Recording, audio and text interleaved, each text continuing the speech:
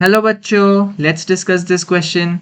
Dark reaction of photosynthesis is characterized by A. Water splitting and production of NADP, B. Reduction of NADP to NADPH, C. Cyclic and non-cyclic phosphorylation या D. enzyme mediated carbon fixation.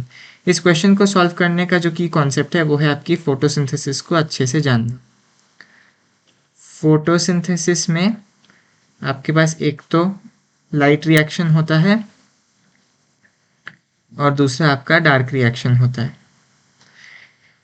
Light reaction में आपके कुछ results है, आपका PS1 involved है, आपका PS2 involved होता है। लाइट रिएक्शन में आपका cyclic and non cyclic phosphorylation दिखेगा, cyclic and non cyclic phosphorylation दिखेगा आपको।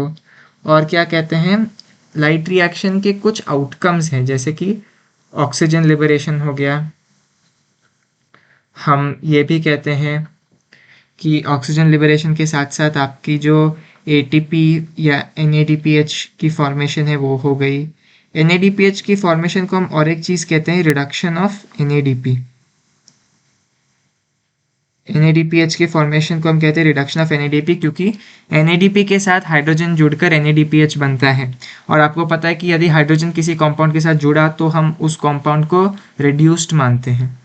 वहीं पर यदि हम डार्क रिएक्शन की बात करें, ये सबसे पहले होता है स्ट्रोमा में, क्लोरोप्लास्ट के स्ट्रोमा में, और इसका जो सबसे बड़ा रोल है वो है एंजाइम मीडिएटेड कार्बन फिक्सेशन।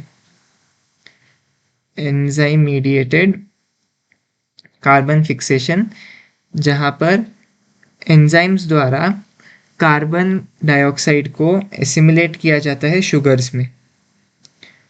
यहाँ पर एंजाइम्स होती है और एनर्जी का भी इनपुट होता है।